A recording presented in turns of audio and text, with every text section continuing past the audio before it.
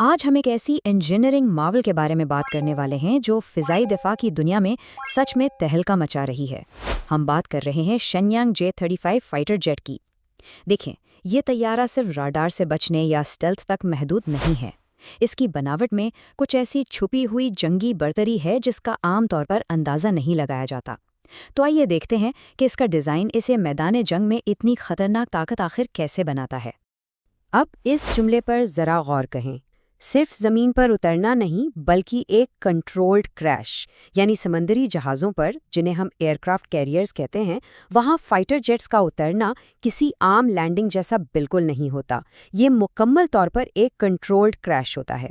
ایک چھوٹے سے ڈیک پر آتے ہوئے اچانک سے رک جانا یہ طیارے کے اسٹرکچر پر انتہائی خطرناک دباؤ ڈالتا ہے، اور یہی وہ پوائنٹ ہے جہاں سے ہمیں سمجھ آتی ہے کہ J-35 کی مخصوص مضبوطی اتنی اہم کیوں ہے۔ پاکستان کا نیا اسٹیلتھ فائٹر جو فضائی دفاع میں ایک بہت بڑا قدم ہے۔ 5th جنریشن یعنی 5ویں نسل۔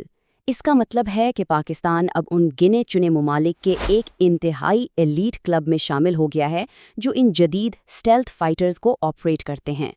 یہ طیارے ٹیکنالوجی کا پینیکل ہیں جو دشمن کے ریڈار کی پکڑ میں آئے بغیر اپنا ٹارگٹ ہٹ کرتے ہیں۔ لیکن J-35 کی اصل کہانی صرف اسٹیلتھ تک رکی نہیں ہے، یہ اس سے کہیں آگے جاتی ہے۔ ایک نارمل فائٹر جیٹ لمبے اور سموتھ رن ویز کے لیے بنایا جاتا ہے، لیکن J-35 کو شروع سے ہی سمندر میں موجود ایئر کرافٹ کیریئرز کے لیے ڈیزائن کیا گیا تھا۔ کیریئر کا ماحول لٹرلی سب سے سخت اور مشکل ہوتا ہے۔ نمکین ہوا، انتہائی کم جگہ اور لینڈنگ کا وہ بروٹل جھٹکا، اس سب کو سہنے کے لیے جو انتہائی درجے کی سختی چاہیے نا، وہ اس طیارے کے پورے سٹرکچر میں گونجتی ہے۔ چلیے تیسرے حصے کی طرف بڑھتے ہیں، فولڈنگ ونگ کی انجینئرنگ۔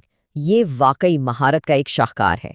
اب ایک دلچسپ سوال پیدا ہوتا ہے کہ ایکسپورٹ ورژنز میں بھی اس مڑنے والے پر یعنی فولڈنگ ونگز کو کیوں باقی رکھا گیا؟ وجہ یہ ہے کہ زمینی بیسس پر بھی اس کے فائدے پریکٹیکلی گیم چینجر ہیں، پر مڑنے کی وجہ سے یہ طیارہ زمین پر بہت کم جگہ گھیرتا ہے۔ نتیجہ، ہارڈنڈ شیلٹرز میں زیادہ طیارے پارک کیے جا سکتے ہیں، اور ٹارمیک پر ان کا پروفائل اتنا چھوٹا ہوتا ہے کہ دشمن کی فضائی نگرانی کو انہیں ڈیٹیکٹ کرنے میں اچھی خاصی مشکل پیش آتی ہے۔ روایتی زمینی طیاروں اور اس نیول ڈیزائن کے درمیان زمین آسمان کا فرق ہے۔ عام جیٹس رن وے پر آہستہ سے فلیئر کرتے ہوئے نرم لینڈنگ کرتے ہیں اور ان کا لینڈنگ گیئر کمپیریٹیولی ہلکا ہوتا ہے، لیکن J-35 اس کا ڈیزائن بھاری اور تیز ورٹیکل ڈیسینٹ ریٹس کو ایبزارب کرنے کے لیے بنایا گیا ہے۔ اس کا ہیوی ڈیوٹی انڈر کیریج اس میسو سلیم کو، اس شدید جھٹکے کو بغیر ٹوٹے برداشت کرنے کی پوری صلاحیت رکھتا ہے۔ لیکن اس بحری مضبوطی کا زمینی آپریشنز میں کیا فائدہ؟ فائدہ یہ ہے کہ ایسی سالڈ رگڈنس کا مطلب ہے یہ طیارے لمبے فلالیس رن ویز کے محتاج نہیں ہیں۔ یہ چھوٹی، رف یا یہاں تک کہ ڈیمیج ہونے والی سٹرپ سے بھی ایزیلی آپریٹ کر سکتے ہیں۔ اور سب سے بڑی بات، جنگ کے دوران لگاتار فلائٹس جنہیں ہائی فریکوینسی سارٹیز کہتے ہیں، عام جیٹس میں اسٹرکچرل فٹیگ پیدا کر دیتی ہیں، لیکن J-35 اس تھکاوٹ کو آرام سے بیٹ کرتا ہے۔ جب بیس انڈر اٹیک ہو، رن ویز ڈیمیج ہو جائیں تو ایک عام جیٹ گراؤنڈڈ ہو جاتا ہے، لیکن اس اوور انجینئرڈ مضبوطی کی بدولت PF کو ایک ایسی چٹان مل گئی ہے جو رف کنڈیشنز میں بھی کامبیٹ ریڈی رہتی ہے۔ یہ ڈیوریبلٹی ایک بہت بڑا اسٹریٹیجک ایج ہے۔